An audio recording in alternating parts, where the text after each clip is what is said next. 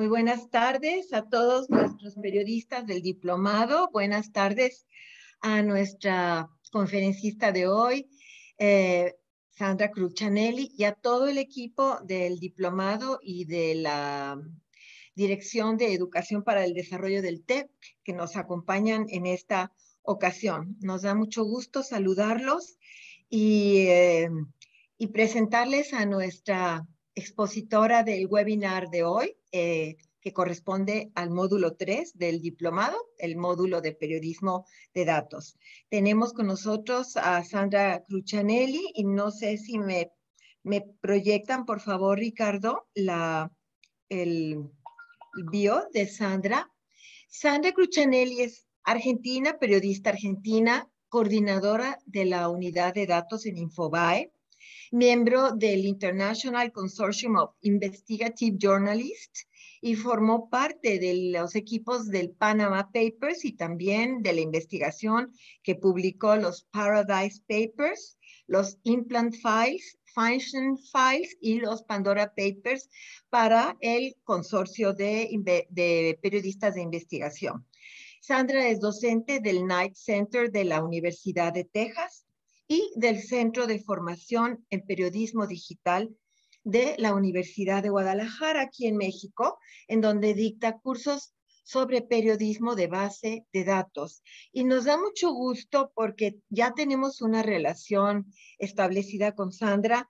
Ella, yo se los he comunicado al menos a mi grupo, pero a todos los demás periodistas del diplomado, tuvimos así el honor de que Sandra nos acompañara en el desarrollo de los contenidos de este módulo de periodismo de datos, porque nuestro diplomado estamos en constante actualización, renovación de los contenidos. Entonces, para nosotros es realmente un honor y un placer contar con la presencia de ella como alguien cercano al curso y alguien que nos va a acompañar en esta presentación y aclarar todas las dudas y preguntas que ustedes tengan sobre un módulo que es diferente a los que estudiamos anteriormente, los módulos 1 y 2. Aquí ha sido muy instrumental, muy de herramientas prácticas para meterse o mejorar el manejo del periodismo de datos. Entonces, Sandra, la dinámica, como nos habíamos puesto de acuerdo, va a ser,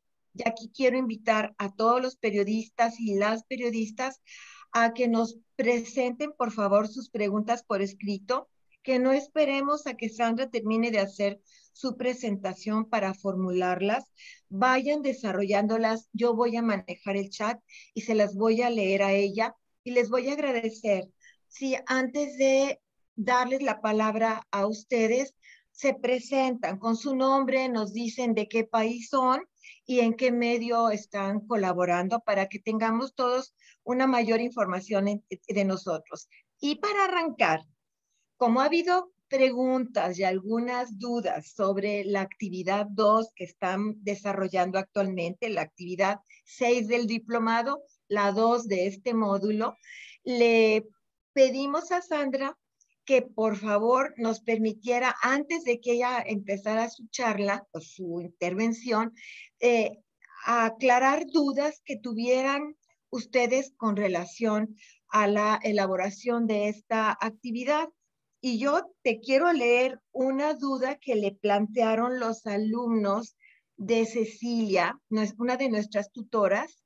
Es una pregunta que tenía una estudiante que decía lo siguiente, y te la voy a leer porque así pues podemos dar pauta para que tú empieces a hablar y yo me calle, ¿no? Ok, ok. Sí, dice, eh, ¿nos puedes ayudar? Una alumna pregunta sobre las instrucciones de la actividad 6. Las copio a continuación, ya todos las conocen. Hay que descargar una liga en la computadora de un documento que les damos la liga. Luego hay que utilizar easypdf.com, ¿verdad? Para hacer ese enlace y extraer el texto. Y después dice subir el resultado a una hoja de cálculo de Google Drive. Y la alumna dice al respecto, Dice hoja de cálculo cuando creo que debería ser un documento común. Es toda la información que yo tengo y no sé si Sí, Ceci Torres me quiera bueno, completar. qué- Ok. gracias Lucrecia, qué bueno que alguien tuvo la inquietud, porque bueno, ese ejercicio tenía un pequeño truquito. Todos los profesores generalmente eh, ponemos algún grado de dificultad en alguna de las partes prácticas, porque esto es lo que pasa en la sala de redacción todos los días. Todos los días en la sala de redacción nos encontramos con problemas que muchas veces no podemos resolver y que las herramientas digitales no dan resultado para otro. En ese caso, era un documento de un texto que al final de todo, al final del texto, tenía una pequeña tabla. Como decía, subir una hoja de cálculo, automáticamente uno piensa que si tiene que subir una hoja de cálculo, estamos hablando de la extracción del texto que está contenido en la tabla, es decir, el texto estructurado. Entonces, lo que había que hacer era tratar de extraer esa pequeña tabla. Te digo la verdad, este ejercicio nunca lo resuelve, porque lo he puesto en muchas universidades y nadie, todo el mundo extrae el texto y lo sube como un Word, como una hoja de documento, cuando en realidad uno está pidiendo, vamos a suponer que tu editor te está pidiendo una hoja de cálculo para un determinado proyecto periodístico, siempre que te pide una hoja de cálculo te está pidiendo una tabla. Entonces hay que tratar de detectar en el documento dónde está el texto contenido en esa tabla. A veces las distintas herramientas digitales para extraer texto de tabla funcionan y otras veces no funcionan. En este caso, yo seleccioné ese que tenía una tabla muy cortita porque es uno de los típicos casos en los que hay que hacer data entry manual. Es decir, la tabla, lo que había que hacer era estructurar esa pequeña tablita de la última hoja que tenía. Justamente elegí una tablita chiquitita para que no tuvieran que cargar más de 3 columnas y 4 filas. Pero bueno, era eso.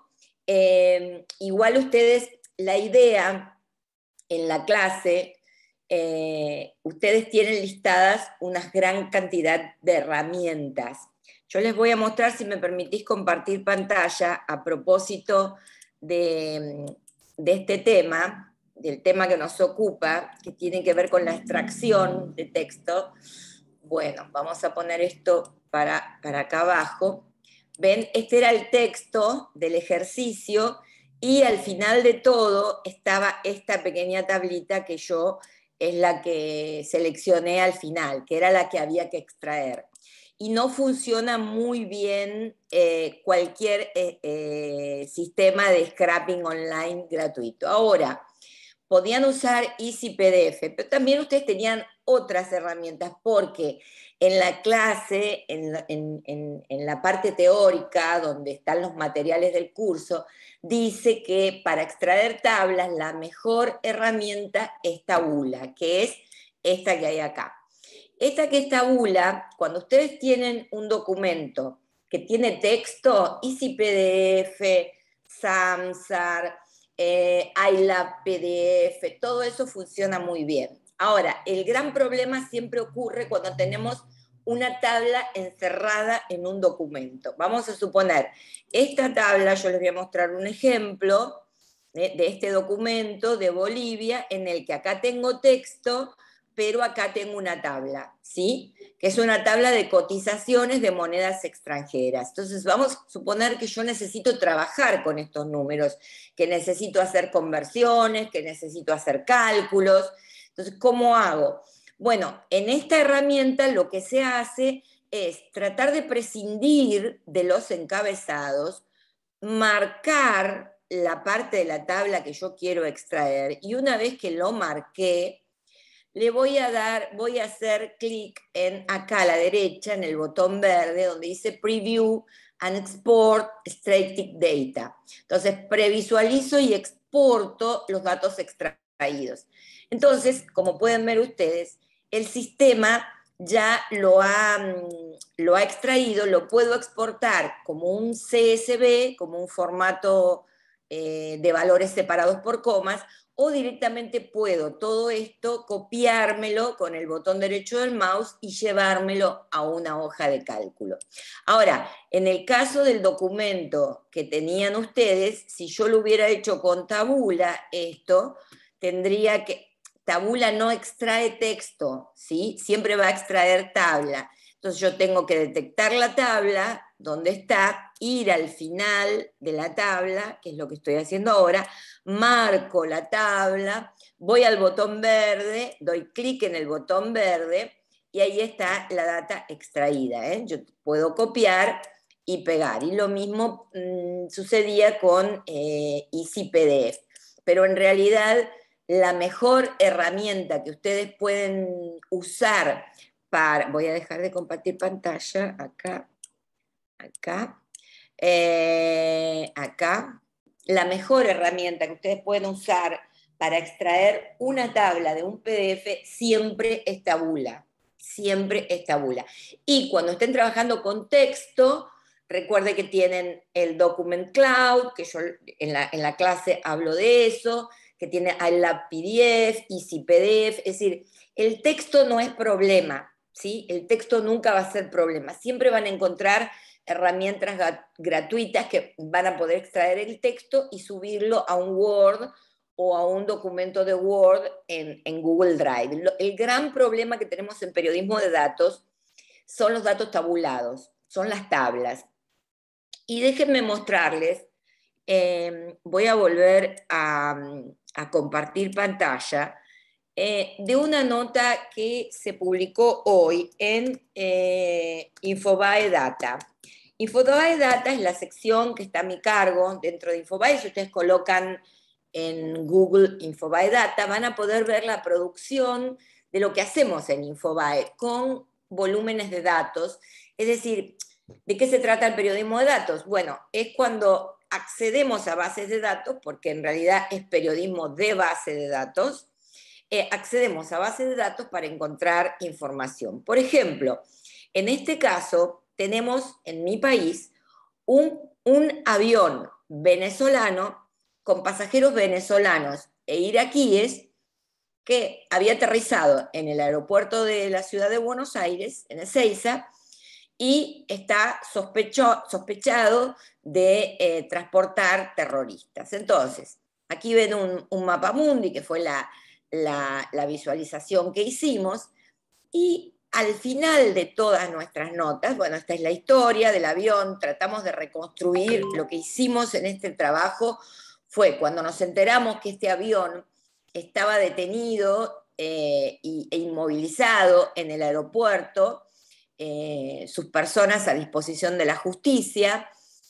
sospechadas de actividades terroristas.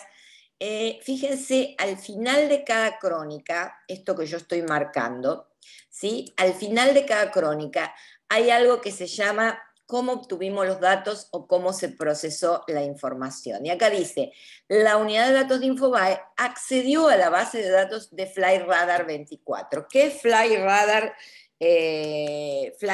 24? FlightRadar 24 es una base de datos que posiciona en tiempo real todo el tráfico aéreo del mundo, ¿sí? Del mundo.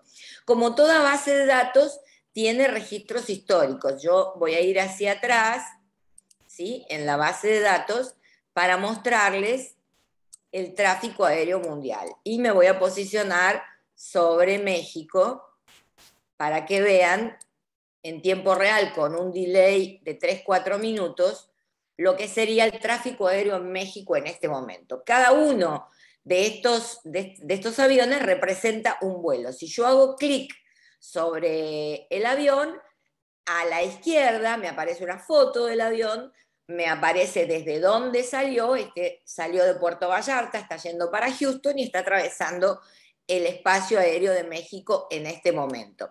Como ustedes pueden intuir, en esta base de datos hay un registro histórico. Si yo voy acá, donde dice Data History, yo puedo buscar por aeropuerto, por aerolínea, por matrícula del avión, por número de vuelo. Yo puedo buscar hasta 3 años hacia atrás el recorrido de un avión, ¿sí?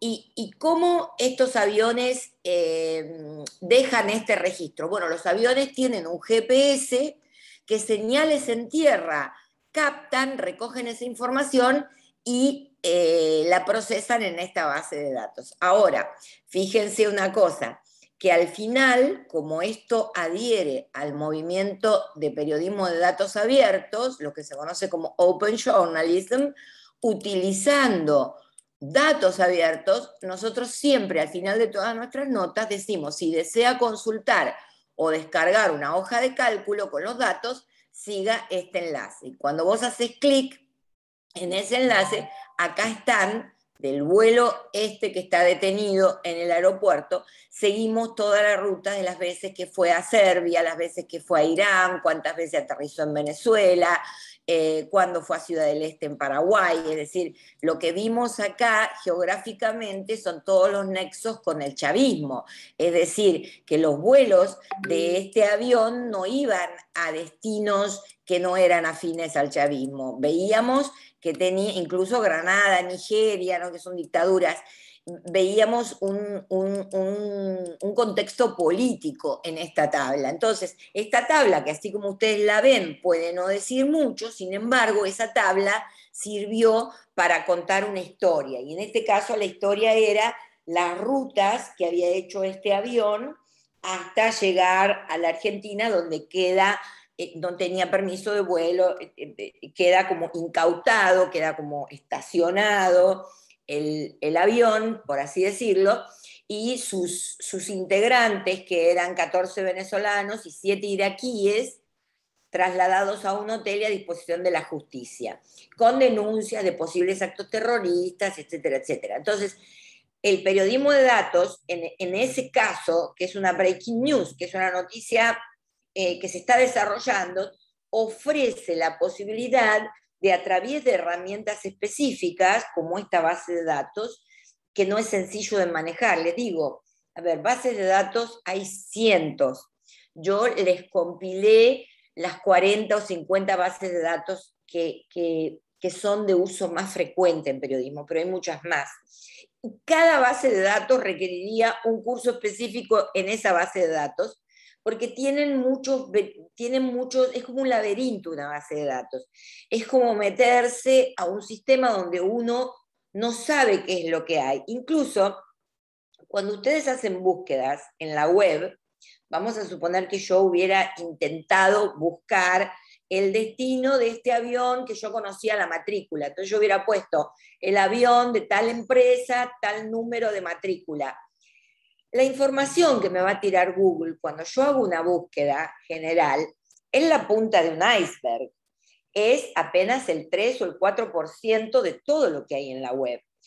Todo lo que está abajo del iceberg es lo que se conoce como la invisible web, la web invisible.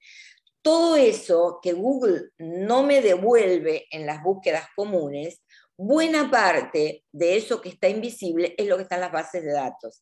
Y es lo que precisamente el periodismo de datos, o periodismo de base de datos, como quieran llamarles, es lo que el periodismo de datos trata de rescatar para exponer bajo la luz de la opinión pública. Esa información que está oculta son mayormente tablas, pero son tablas que cuentan una historia. Y esto tiene que ver con una nueva forma que se ha desarrollado en los últimos 10, 12 años, una nueva forma de contar noticias. Y podemos contar noticias a partir de la oralidad, de lo que nos cuentan, de lo que nos dicen, que en definitiva es texto, ¿sí? Es texto, lo que se habla, lo que se escribe, lo que se escucha. Ahora, lo que está contenido en tablas también nos habla mucho. Yo les mostré recién una tabla que tenía puntos de partida entre Caracas, Irán, Serbia, Nigeria. Entonces vos decís, bueno, a ver, pero políticamente, ¿cómo están alineados estos países? Entonces, a partir de esa interpretación política de la tabla, uno construye una historia. El tema es que técnicamente, para poder acceder a cada una de las bases de datos, por eso digo que haría falta un curso específico de bases de datos, porque cada base de datos tiene su truco, tiene sus vueltas. Yo hoy les compartí recién acá un link en el chat de esta charla. En ese link ustedes tienen, Lip Binders es una colección, voy a compartir pantalla de nuevo, a ver, es un repositorio de links, ¿sí? Lip Binder es eso. Entonces, este link que yo les mandé es esto. Lip Binders lo que hace es como coleccionar favoritos, coleccionar mis enlaces guardados. Y yo los tengo agrupados en biblioratos, esos enlaces. Entonces, por ejemplo, este que se llama base de datos, que es uno de los más consultados por todos mis alumnos, tiene una colección muy grande de base de datos. Vean que hay aquí pestañas en color azul. Por ejemplo, este que se llama Data de Organismos Internacionales. Si yo hago clic, aquí abajo hay un link y debajo, en esta línea, aquí hay otras pestañas que están en color gris y cuando hago clic en una pestaña, sea pestaña o subpestaña, siempre me aparece en el centro un link. Entonces yo voy a ir a ese link. Por ejemplo, este link que les estoy abriendo ahora es la base de datos financieros del Banco Mundial, con datos abiertos. ¿Qué significa datos abiertos? Significa que son datos que yo me puedo copiar y llevar, me los puedo descargar, generalmente son Excel o CSV. Acá, por ejemplo, están todos los créditos y préstamos que se han estado pidiendo al banco, es decir, los compromisos económicos de cada país. Por ejemplo, acá dice Statement of Law, el estado de los préstamos, con data histórica, actualizada a junio de 2022. Entonces, aquí el truco es ir siempre, tratar de buscar la pestañita que se llame Export para que yo pueda llevarme esos datos a una hoja de cálculo. Lo puedo exportar como CSV, que es lo más frecuente, por eso mi interés en que conozcan este formato, el CSV, y CSV para Excel, que es lo mismo que el CSV, pero ya está, digamos, la información ya está estructurada. Y del mismo modo, hay otras bases de datos, por ejemplo, para empresas. Para empresas hay una que se llama el Aleph, que es esta, que acaba de ganar un premio muy importante. El Aleph es una base de datos de una organización que es el Proyecto para el Reporte del Crimen Organizado y la Corrupción. Yo puedo poner el nombre de un país nomás, a ver qué me tira. Tienen que loguearse, el acceso es gratuito. Si ustedes se loguean, van a ver más resultados. Por ejemplo, aquí está todas las veces que México aparece en las gacetas oficiales de los Swiss Leaks, de esa filtración que se llamó Swiss Leaks, están todos los Wikileaks. Y uno nunca sabe qué puede encontrar acá, porque es como la caja de Pandora, es un repositorio donde periodistas de todo el mundo, cada vez que encuentran un documento que creen que puede ser importante para otros periodistas, también de cualquier parte del mundo, lo suben y le ponen en los metadatos el país al que se cita en ese documento. Y como ven, de México hay muchos, acá hay 48.756 documentos de México, entre ellos contratos con el Banco Mundial, convenios bilaterales con Chile, todo lo que tiene que ver con México en los Panama Papers, etcétera, etcétera. Quiero decir, esta es una de las muchas bases de datos que hay. Después, por ejemplo, vamos a poner esto para acá, hay otras como Open Corporates, que a mí me encanta cuando estamos investigando compañías. Por ejemplo, hay, así como Mexicana de Aviación en su momento, yo suelo poner el nombre del país en modo atributivo para ver cuántas compañías hay con ese atributo. Entonces, por ejemplo, Bonita Mexicana LLC, creada en Georgia, Cantina Mexicana Andale Manito, creada en España, y así empiezan a surgir las compañías. Open Corporates tiene un registro de compañías muy bueno. Después hay una base de datos que es relativamente nueva, que a ustedes que están en México creo que les puede interesar mucho, que es la de petróleo, gas y recursos mineros. Esta base de datos, que se llama Resource Projects, tiene una característica, tiene todos los pagos que las compañías le hacen a los gobiernos en conceptos de royalties, en conceptos de derechos de explotación o derechos de exploración. Entonces, si yo, por ejemplo, voy a Countries y selecciono México, ¿sí?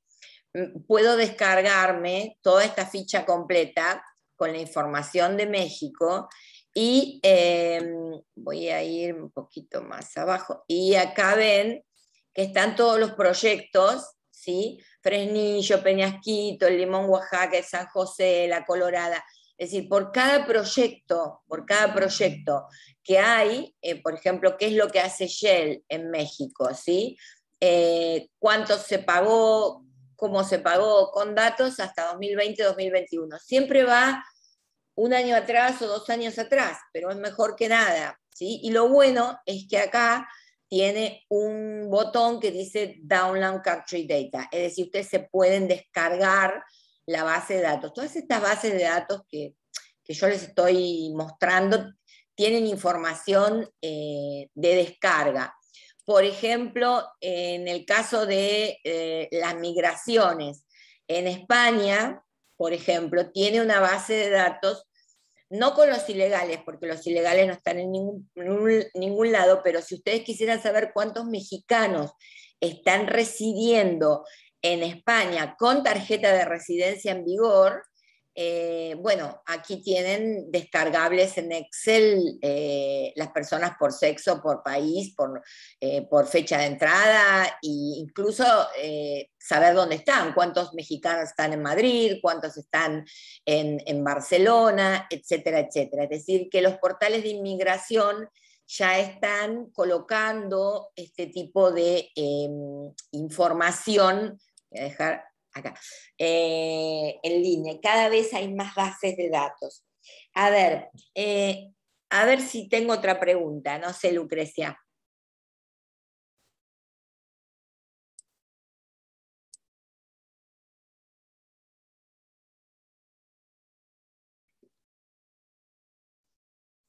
Ah, no, no te escucho. No escucho el audio porque están todos silenciados.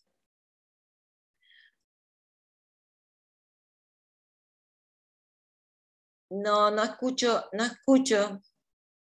Está silenciado el audio. Ya me escuchan, Ahí ya, ¿verdad?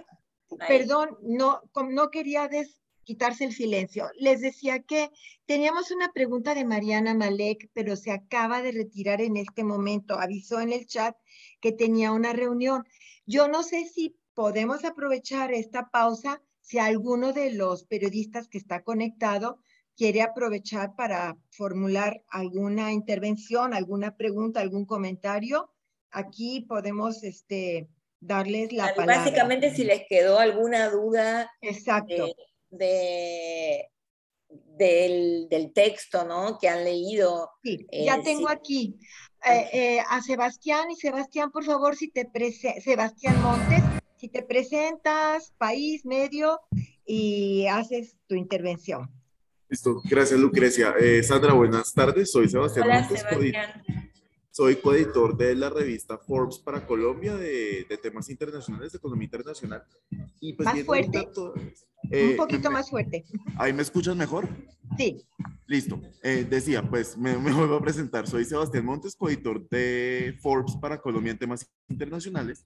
Y mi pregunta es, digamos, viendo todas las bases de datos y todos los temas tan diferentes, ahorita con todo el auge de las criptomonedas, por ejemplo, que es un tema que estamos cubriendo mucho, no sé si ustedes han manejado desde Infobae o en otras plataformas este tipo de bases de datos, si existen y cómo uno puede acceder a información de ese tema, porque digamos, hay mucha información de cripto que está rondando, pero uno como que no tiene tanto acceso a ella. Y por eso pues ha sido difícil como Sí, reportar algunas cosas sí, sí. de ese Hemos tema. querido, es muy buena la pregunta, Sebastián, porque además es un tema que está súper vigente, Ujú. pero te soy sincera, los sitios que hemos accesado no nos parecieron confiables, no, o sea, yo tengo, o sea, con las bases de datos o con las fuentes digitales ocurre lo mismo que con las personas.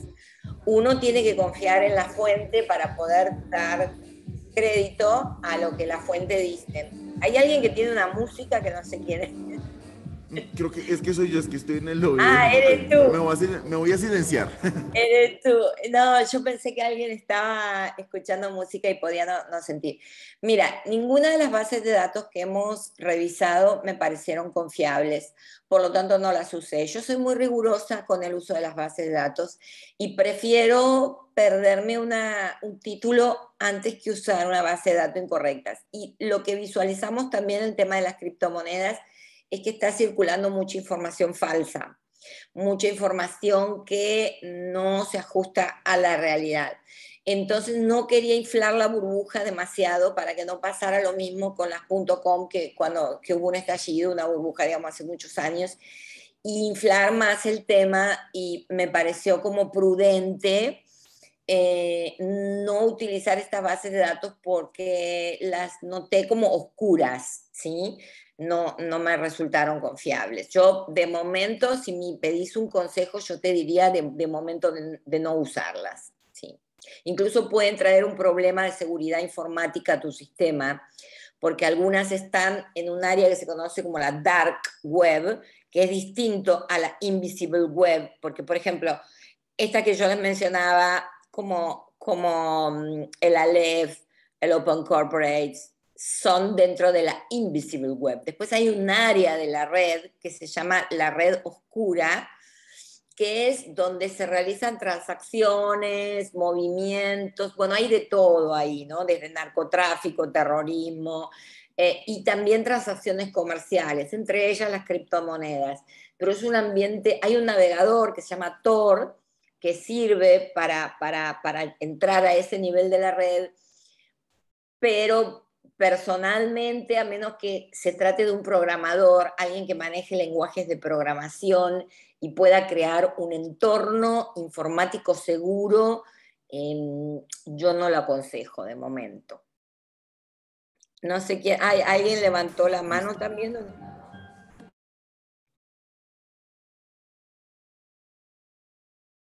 El link que comento yo, Nora, está al principio de todo. Ahora te lo, te lo repito, espérate, que es el link, tal vez ahora lo voy a compartir, que es en realidad el link donde están, ahí los comparto, donde están todos los biblioratos que yo les comenté con todas las ligas a todos los recursos. Y la idea es que ustedes sean interactivos, sean curiosos, es decir, uno no puede aprender, a mí me tomó años recolectar todos esos recursos y todos esos ejemplos. Entonces, si ustedes quieren hacer todo en un día o en 2 o 3 días, no los van a poder ver, no los van a explorar y no van a aprender mucho. Tienen que tomárselo con tiempo.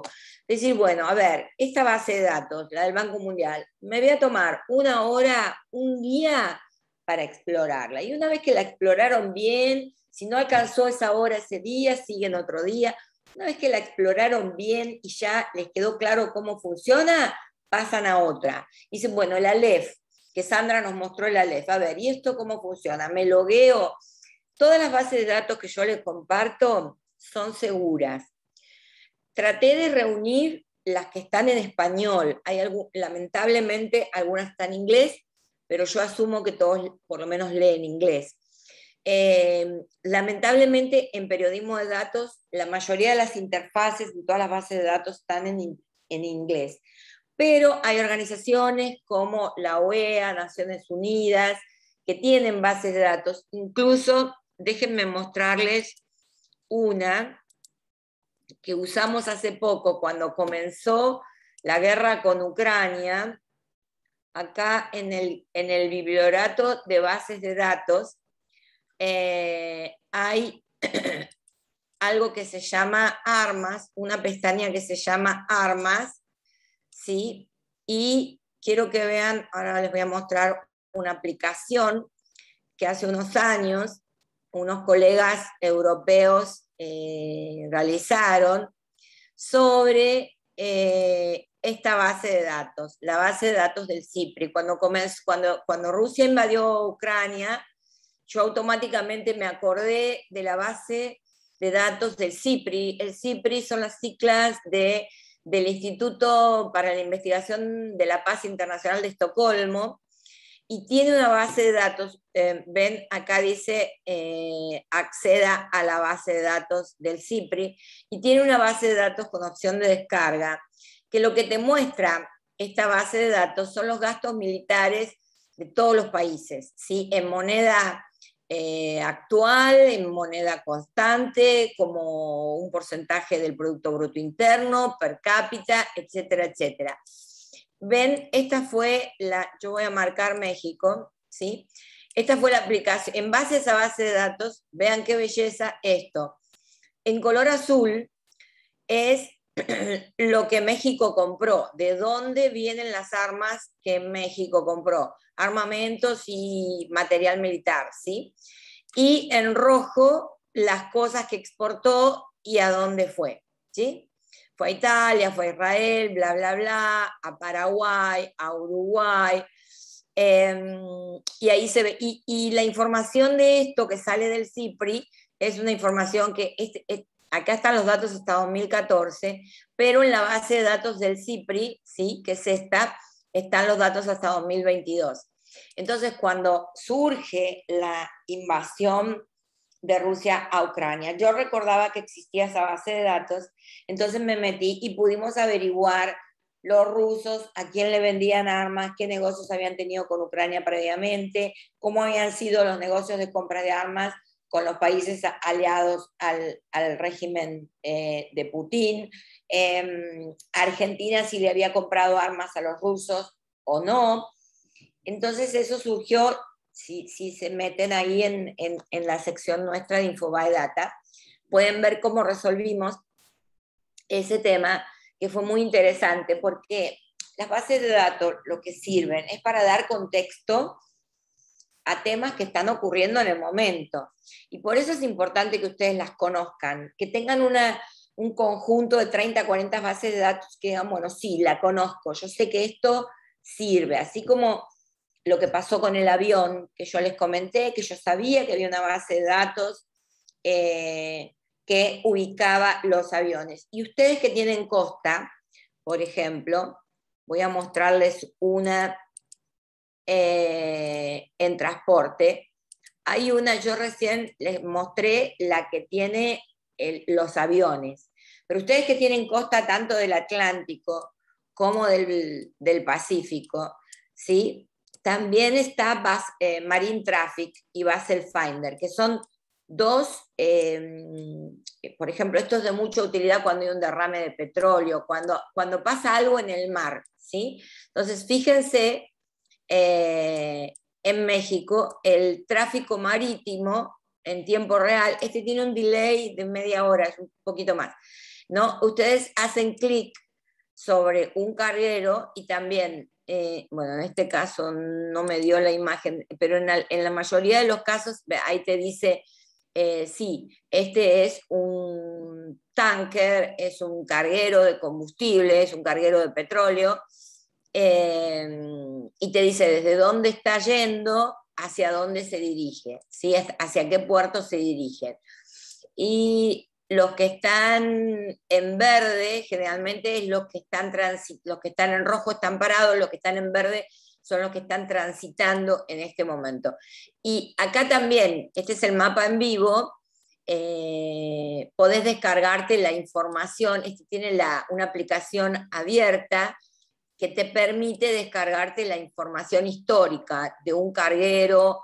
No están acá los barcos turísticos, ¿sí? Los cruceros no. Acá todo esto es tráfico marítimo comercial. y si hubiera algún problema en las costas, esta sería la base de datos a la que yo recurriría. Entonces, como sugerencia, es importante que tengan un conjunto de 20 o 30 bases de datos, que las conozcan, que sepan cuáles son, que las tengan añadidas en sus favoritos, así como yo las tengo en Biblioratos, las tengo todas y voy actualizándolas porque de repente aparece una base de datos nueva o una dejó de brindar servicio y el link ya está roto y no funciona más. Es un entorno, el de las bases de datos, muy dinámico, pero a ustedes como periodistas les da un valor agregado muy importante, que ya no es el periodismo de las fuentes, no es el periodismo de me dijo, le dije, sí, no es el periodismo de cubre fuentes, es un periodismo de investigación que requiere un poquito más de tiempo. Es muy difícil resolver una nota de base de datos en 24 horas, eso es casi imposible. Para que tengan una idea, en promedio, desarrollar una nota de base de datos toma en promedio unos 5 días, ¿sí? Pero tienen bueno, los editores a veces no te dan 5 días para trabajar en eso, pero tiene una ventaja, que es que lo más probable es que otro colega no está haciendo lo mismo, ¿sí? Cuando nosotros estamos en la sala de redacción y estamos preparando, estamos escribiendo, cubriendo una noticia, cubriendo un suceso, lo más probable es que en el mismo momento, en otras redacciones, en otro medio digital, en otro canal de televisión, en otra radio, haya un periodista escribiendo o hablando sobre lo mismo. En periodismo de datos, como es tan específico y hay tanta poca gente que lo hace, porque es muy específico y requiere de un conocimiento bastante puntual y práctica, etcétera, etcétera, es bastante improbable que otro periodista esté haciendo exactamente lo mismo. Entonces, desde esa perspectiva, no solamente estamos aportando títulos, sino que en el 90% de los casos estamos aportando primicias. Y eso tiene un valor, imponiendo agenda, y que tiene un valor agregado muy grande, muy grande para todos. Acá creo que hay otra pregunta. Juan Carlos Huante te pregunta sobre la base de datos del CIPRI. Sí. La base de datos del CIPRI. ¿Qué quieren saber de la base de datos del CIPRI? Mira, Juan Carlos nos escribe, dice, saludos Sandra, ¿podrías volver a explicar cómo salió ese gráfico donde se mostró toda la actividad de México sobre compra de armamento, que era la base de datos del CIPRI? No, en realidad el gráfico no es sobre México. Mira, yo estoy parándome con el mouse, ahora me paro sobre Argelia, ahora me paro sobre Estados Unidos, ahora me paro sobre Sudáfrica. Es un mapa que tiene datos de todo el mundo. Lo que hicieron, entraron a la base de datos del CIPRI y se descargaron los datos de todos los países. Ahora estoy con Brasil, yo porque marqué México, pero puedo hacer clic sobre Canadá, sobre Estados Unidos, puedo hacer clic sobre Kenia, que solo compra, Kazajstán, Rusia. Pero es a través de la base de datos del Pero CIPRI. es a través, exactamente, es a través de la base del CIPRI. No estaba compartiendo pantalla. Pensé que estaba compartiendo. Esa es la base del CIPRI. La base del CIPRI te va a descargar, cuando vos empezás a hacer las consultas, va a descargar un archivo que tarda un poco en bajar, con todo lo que cada país gastó, que le compró a otros países y a dónde vendió. Y es un Excel bastante complejo, es una hoja de cálculo grande, ¿sí? Con toda esa información de todo ese tráfico de armas y de comercio de armas militar, colegas tomaron ese set de datos, hicieron la visualización del mapa mundi, donde no solamente está lo de México, sino que está lo de todo el mundo. Vos, a medida que lo navegás, el mapa mundi vas marcando con el mouse qué país querés ver. Está bárbaro, ganó varios premios. Ese trabajo fue un trabajo maravilloso porque La base del CIPRI lo que tiene es que los datos de armas, en realidad la definición de la variable es gasto militar. Ahí está todo. Está gasto militar en su conjunto, no solamente armas, porque armas es un término muy, muy amplio. Están las armas civiles, que son las armas que se usan para cazar, por ejemplo. Están las armas militares, o sea, gasto militar involucra un concepto amplio. Los países que forman parte de Naciones Unidas firman acuerdos para entregar a Naciones Unidas determinada información todos los años. Entonces, una de las cosas que cada país entrega a Naciones Unidas es la información de gastos militares. Esa información en nuestros países, por lo menos en Argentina, es bastante difícil de conseguir. Sin embargo, eso está en la base de datos del CIPRI, que recoge a su vez datos de la ONU, datos de Naciones Unidas. Entonces, ¿cuál es el mensaje de esto? Que abran sus mentes y no se circunscriban a buscar cosas de México solamente dentro de México, porque hay mucha información. O sea, México es un país enorme, con una economía enorme, y hay mucha información de México afuera de México. Lo que yo trato de transmitirles es que información de terremotos, de tsunamis, de desapariciones, de personas buscadas, de economía, de comercio exterior, si todo lo que es el comercio exterior entre Estados Unidos y México. Pero además, por el tamaño que tiene la economía en México, los lazos de comercio exterior que tiene con otros países, como con España, que es un país que tiene muy buenos datos abiertos. Así como yo les conté que la Dirección de Migraciones de España tiene un registro, no es solamente de México, la Dirección de Migraciones de España tiene el registro de todos los residentes de toda América Latina, ¿no? Así que un poco el mensaje es que tengo la mente abierta para explorar el mundo. O sea, el mundo está ahí, a una computadora de distancia, y solo se requiere, si me preguntan qué se requiere para lograr este tipo de conocimiento, bueno, primero paciencia, no es algo que, como les decía antes, que se aprenda de un día para el otro, y práctica, mucha perseverancia en la práctica, porque como siempre digo, esto no es tanto por una cuestión, ay, porque alguien me dijo una vez, ay, Sandra, pero es difícil. No, no, no, no.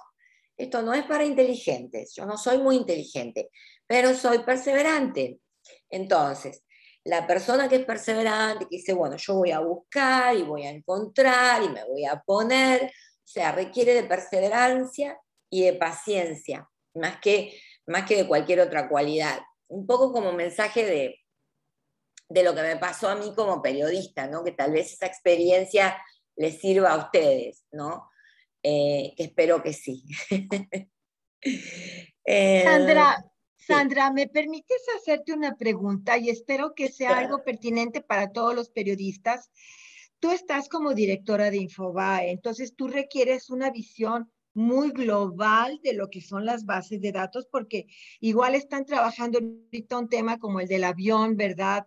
Venezolano con tripulación iraquí venezolana, que luego al rato están trabajando algo sobre los bitcoins o cualquier cosa.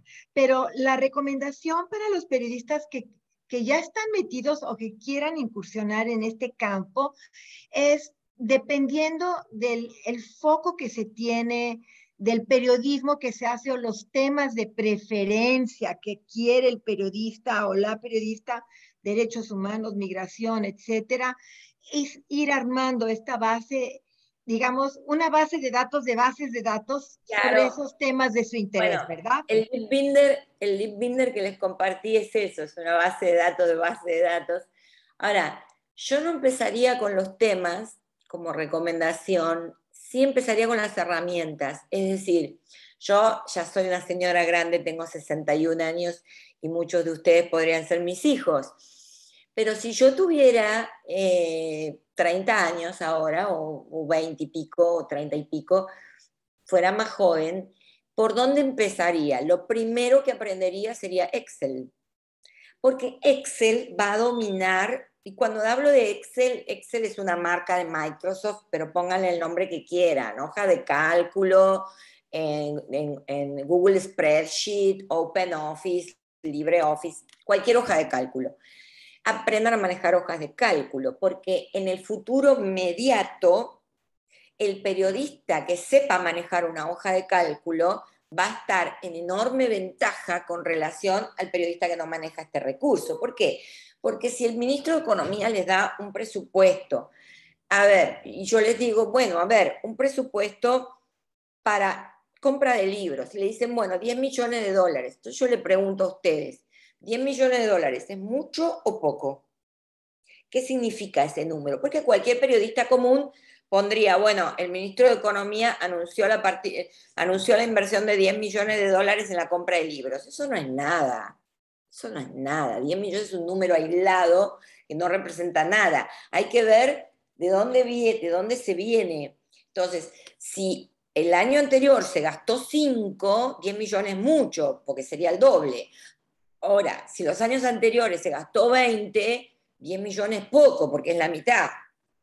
Todos esos cálculos, que yo se los hago en números redondos, pero la idea es para que comprendan, si el ministro de Economía les da un presupuesto y usted lo tiene en PDF, no pueden hacer mucho con ese PDF. Ahora, si lo tienen en un Excel y tienen presupuesto del año anterior, para una misma partida, para obras públicas, para salud, para justicia, pueden averiguar cuánto creció ese año y si el crecimiento tuvo que ver con el crecimiento de la inflación o no, o si hubo redireccionamiento de partidas. Para eso hay que calcular variaciones porcentuales, para eso hay que saber en Excel sumar, restar, multiplicar, dividir, calcular porcentaje y calcular la variación porcentual. No es difícil, es Excel básico, pero esa sería la herramienta que yo usaría. Hace muchos años a mí nadie me enseñó Excel, yo aprendí sola, es decir, me gustaban las tablas porque mi formación académica no viene de periodismo, yo no estudié periodismo en la universidad, yo estudié bioquímica en la universidad,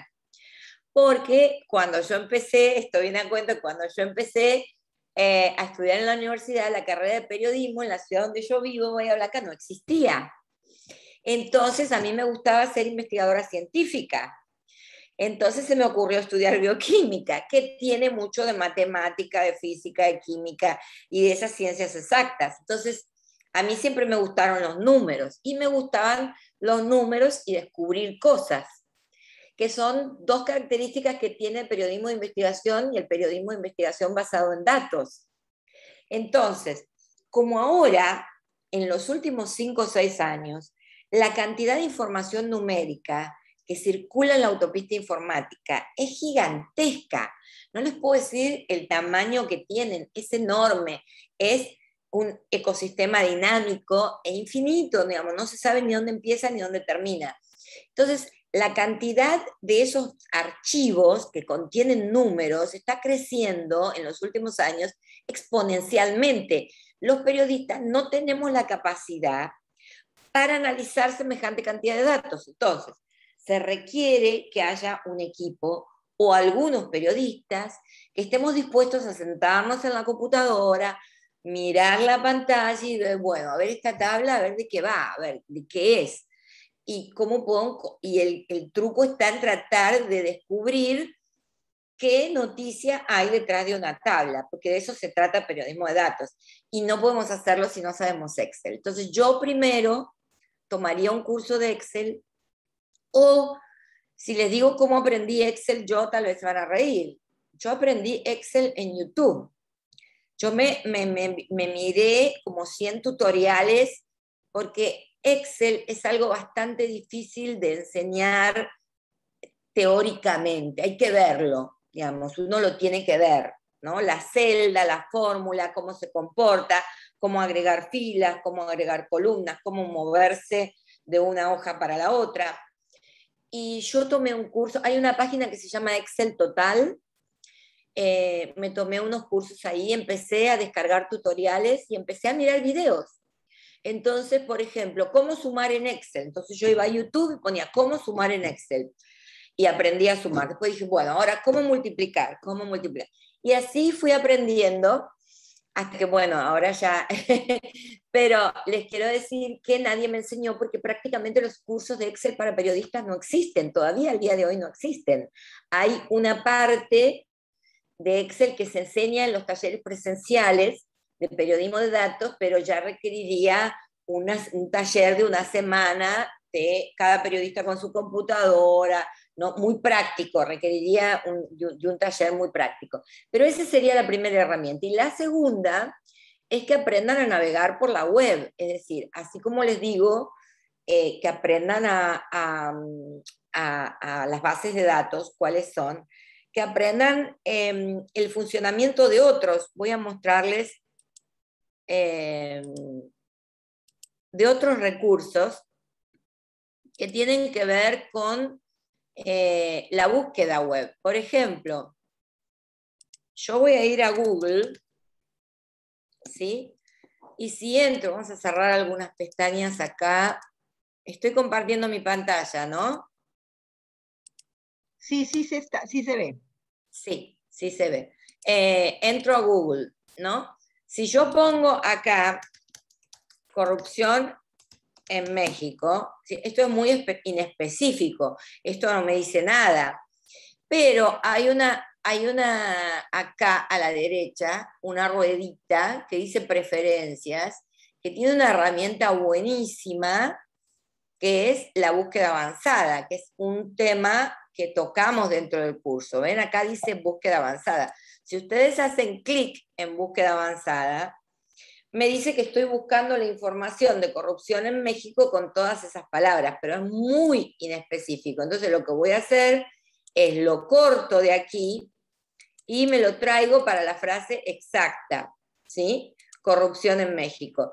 Y le doy buscar, que es lo mismo, fíjense en el buscador cómo me aparece, que ponerlo entre comillas.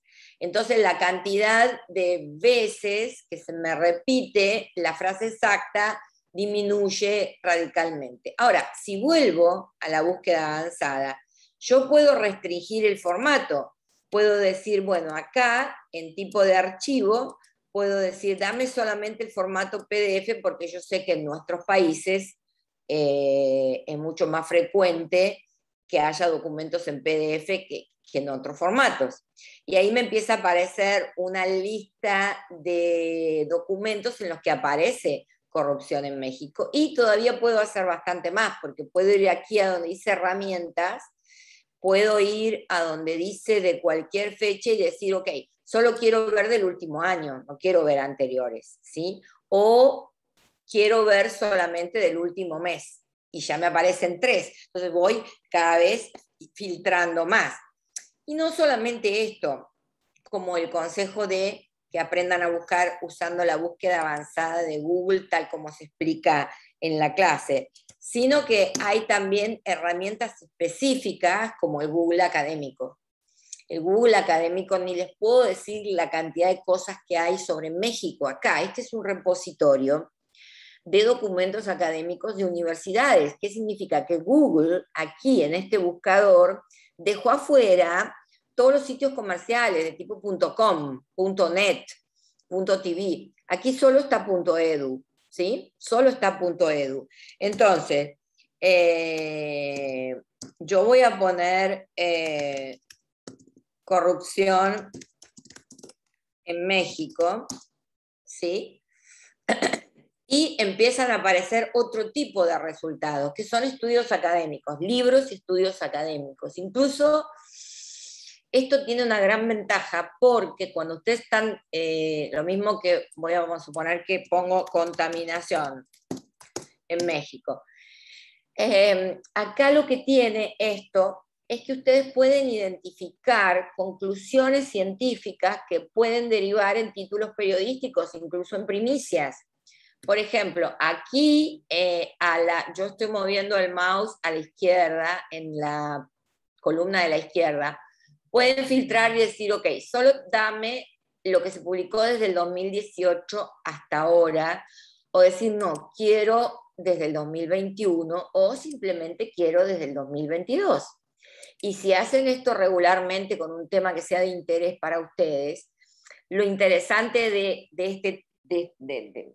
esta forma de buscar en repositorios académicos, que es una base de datos también, es porque ustedes ahí pueden contactar a las fuentes. Por ejemplo, yo viviendo aquí, donde hay un estuario marítimo muy grande que está contaminado, encontré trabajos de alemanes, de españoles, que habían venido a hacer estudios de posgrado acá. Yo ni sabía que habían estado acá, haciendo estudios sobre la contaminación del lecho marino, sobre la contaminación de los peces, en fin, y uno puede contactarse con ellos porque ahí está el nombre, el apellido, está la universidad, el teléfono, el correo electrónico en estos papers que son académicos, como le digo, y ustedes pueden contactar a estas fuentes y usar un tipo de fuente diferente, que es la fuente académica, que generalmente no la usamos mucho en periodismo y deberíamos usarla mucho más, ¿no? Mucho más.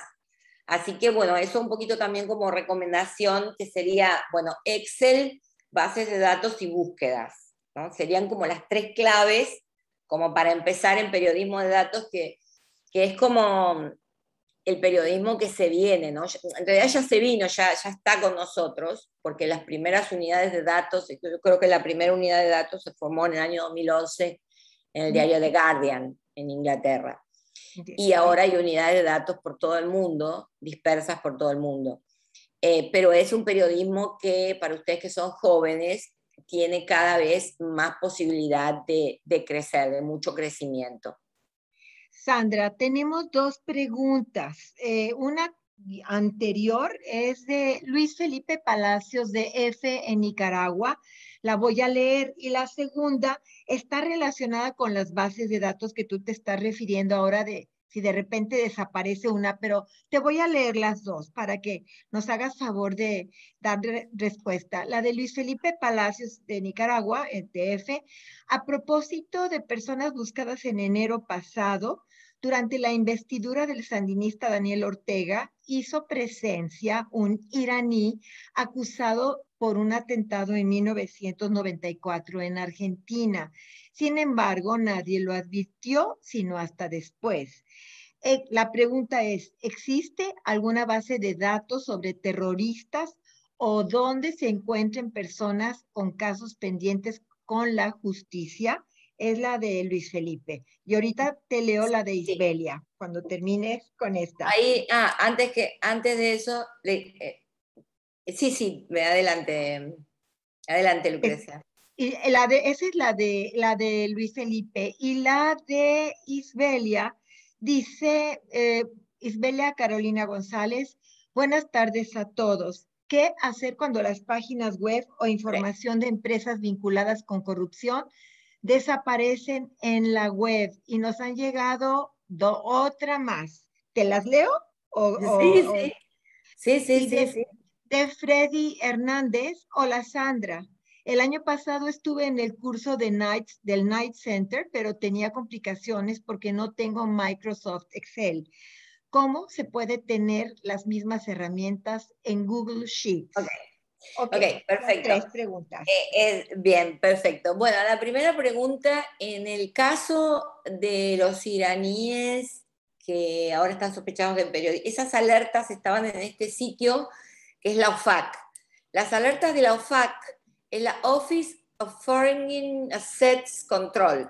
Estados Unidos tiene un sistema de alertas para personas, individuos, aviones, sociedades. Es decir, que hay varias bases de datos de la OFAC. Esta es una. Y este es el sitio de... acá les voy colocando las ligas y se las voy compartiendo, de sanciones y alertas contra personas. Es lo único que hay en materia de terrorismo, ¿no? Y acá hay información coordinada con otros países, no es solamente Estados Unidos, sino que hay convenios multilaterales con otros países. Así que si yo buscara algo de ese tema, lo buscaría acá. Y después, la otra pregunta era sobre, recordame. Las páginas web sobre Sí. corrupción que de repente Bueno, desaparecen.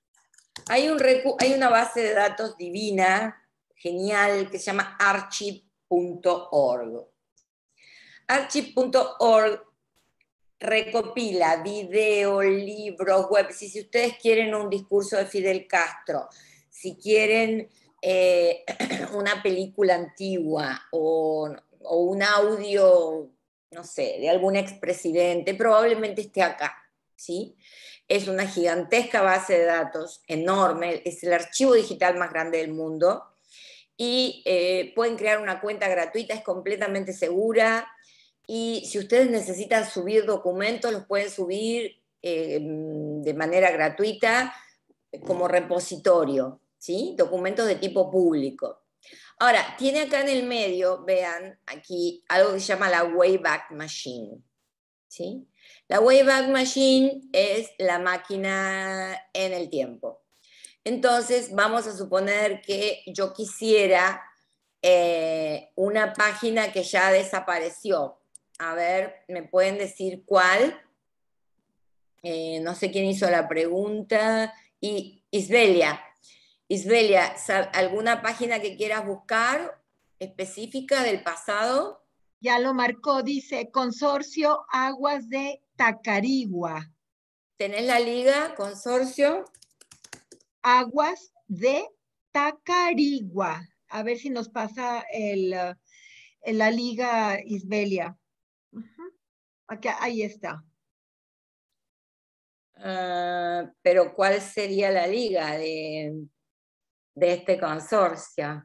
A ver, Isbelia, No me aparece. si nos pudieras Claro, porque compartir. para poder ingresar a esta base de datos necesitamos la página web. Tacarigua, si está bien escrito. A ver si aparece. Claro, si la liga está rota, acá es probable que no me vaya a aparecer, ¿no? A ver si en este LinkedIn de Diana Ovalles aparece Consorcio Aguas de Tacuarigua. Consorcio Aguas de Tacuarigua. Necesito la liga, porque Se la acabamos de pedir a ver si nos las puede proporcionar, ¿sí? Todavía Okay. no responde. Bueno, entonces le hago, vamos a suponer, vamos a usar el link de Infobae, ¿sí? De como prueba. Entonces, yo entro Perdóname, Sandra. Sí. Aquí nos acaba de decir Isbelia, no es la liga, pero dice, es un consorcio fantasma creado en 2014 para contratar con el gobierno de Venezuela. Se fundó en Panamá, pero ahora no hay información de ellos. La liga me imagino que iba a decir está rota. Bueno, pero necesito la liga rota para poder recuperarla. Ok, Isbelia, por favor. Claro. A ver, esta herramienta, la pregunta tuya, Isbelia, tenía que ver con páginas que desaparecen de la web. Si desaparecieron de la web es porque en algún momento estuvieron en la web y tenía una liga. No importa que esté rota, porque nada de lo que se publica en la web se pierde, porque Google toma un caché, toma una captura de pantalla todos los días de cada una de las páginas, ¿se entiende? No todos los días, pero bueno, con cierta frecuencia. Entonces se puede recuperar el contenido, pero si tengo la liga, por ejemplo, vamos a suponer que esa liga hubiera, esta que yo pongo acá, vamos a usar otra. A ver, esta de El Caraboveno, que no sé qué es. A ver, voy a usar esta liga, ¿no? El Caraboveno, el Diario del Centro. Vamos a usar esta y vamos a suponer que esta liga que yo estoy poniendo acá está rota, está vacía, no tiene nada, ¿sí? Entonces hago clic. hago Enter en la Wayback Machine. Estoy en la Wayback Machine. Entonces, el sistema trata de recuperar capturas de pantalla. ¿Ven? Cada círculo es una captura de pantalla. Esta página comenzó en el año 2000. Ven, acá hay una línea de tiempo entre el año, comenzó en el año, no, antes, comenzó en el año 97, ¿sí? Hay una línea de tiempo que va del 97 al 2002. Cada uno de estos puntos negros que están acá en la línea de tiempo es una captura de pantalla que se tomó. Supongamos que queremos una captura de pantalla del año 2000. Hago clic sobre el año 2000, ahí me aparece el año 2000 con redondelitos celestes, y cada redondelito celeste es una captura de pantalla, ¿sí? Me dice que hay dos, el 21 de junio, hago clic sobre la hora a la que Google tomó la captura de pantalla, y ahí estás viendo la homepage de esta página del 21 de junio del año 2000. Así se veía en ese momento. Y acá hay links que a veces te pueden llevar al contenido más profundo, incluso está la cotización del dólar de ese momento, bla, bla, bla. Esta es la forma de recuperar contenido de páginas web que están ya rotas. Es la herramienta, la única que hay, la Wayback Machine. Ay, ahí dice Isbelina que el Carabobeño es el sitio web en el que trabaja. Ok. Ahí está Aguas de Tacarigua. Ok, vamos a hacer entonces la prueba con Aguas de Tacarigua. A ver si funciona. Solamente funcionó en el año 2021 esto. Vamos a ver en el año 2021 qué tenía. Y acá lo que tenés que hacer es marcar el año 2021 e ir, la primera captura de pantalla es del 26 de enero del 2021, haces clic y ahí tenés ya, podés ver la información que tenía en la homepage. Quiénes somos, la misión, bla, bla, bla. Vas más atrás, ves la que sigue, que era del 2 de marzo, y así vas tratando de recuperar la poca información que haya. Es lo único que te puedo ofrecer. Espero que, ¿ves? A ver, en este caso puedo hacer clic en equipo de hidráulica, a ver si puedo llegar a un nivel un poquito más profundo. O se queda ahí en la homepage. A veces te devuelve lo de la homepage. ¿Sí? Mira, está el equipo de hidráulica. ¿Sí? O sea que podés recuperar prácticamente todo lo que estaba usando la Wayback Machine. Y la tercera pregunta, no sé cuál. Te la vuelvo a leer, Sandra. Okay. Es de parte de Freddy Hernández. Dice, hola Sandra, el año pasado estuve en el curso del Knight Center, pero tenía complicaciones porque no tengo Microsoft Excel. ¿Cómo se pueden tener las mismas herramientas en Google Sheets? Claro. Con Google Spreadsheet. Es decir, vos, a ver, vamos a ver. Acá vamos a ver un Excel que fue subido a Google Drive, ¿sí? Y tener las mismas, no necesitas tener, de hecho nosotros trabajamos prácticamente con Excel, ya casi ni trabajamos más con Google Spreadsheet, que es esto que les estoy mostrando, ¿sí? Es con tu cuenta de Google Drive, te da acceso a 15 gigas de documentos, entre ellos las hojas de cálculo. Entonces, bueno, tengo la conexión un poco lenta. Aquí lo que tengo es la cantidad de latinoamericanos residentes en España, según la página de migraciones del gobierno español, argentinos latinoamericanos al 2010 y latinoamericanos al 2020.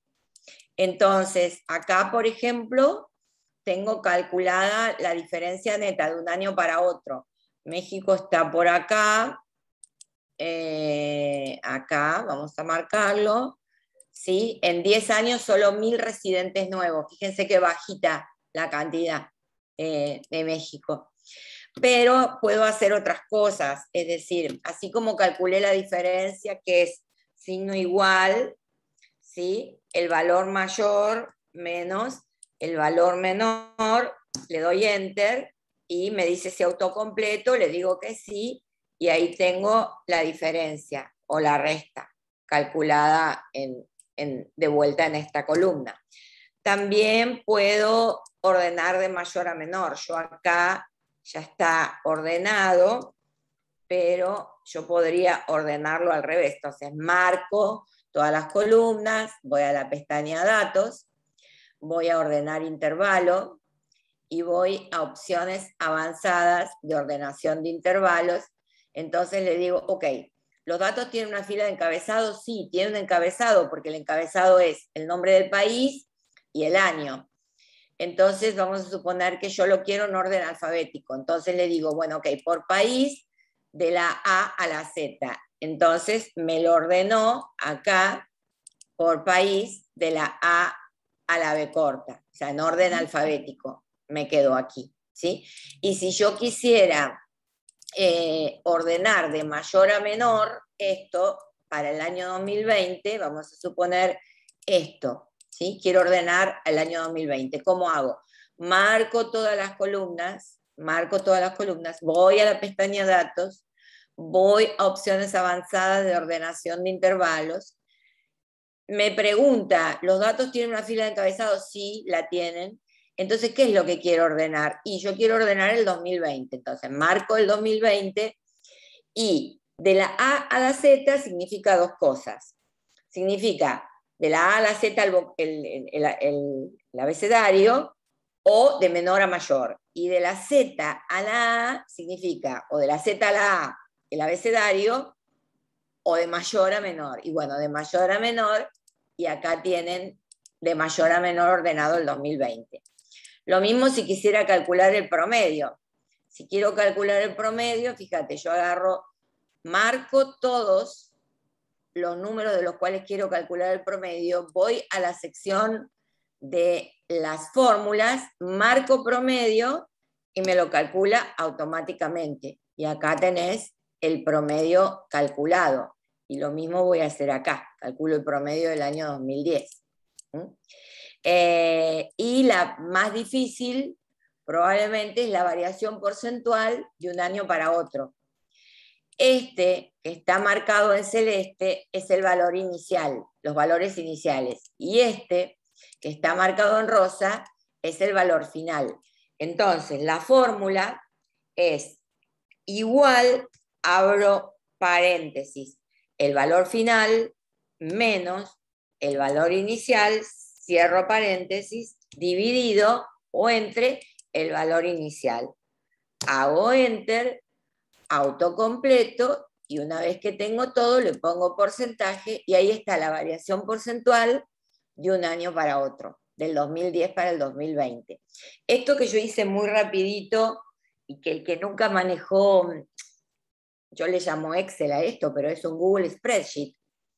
El que no tenga Excel, de hecho va a ser mucho más fácil que aprenda con tutoriales de Google Spreadsheet que con Excel en sí mismo, porque Excel es más complejo.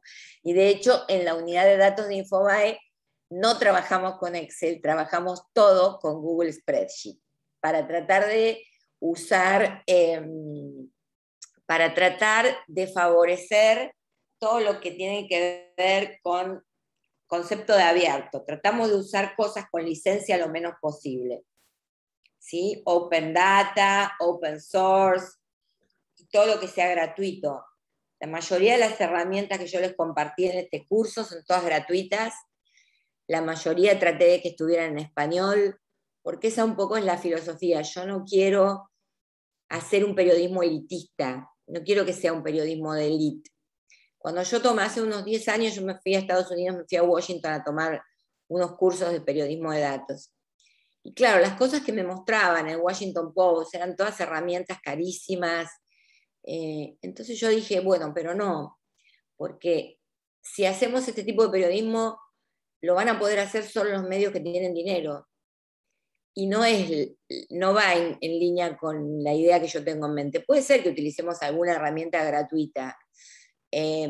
Por ejemplo, la Flight Radar, esa base de datos, para poder descargarte los datos un año hacia atrás, te cobra $30.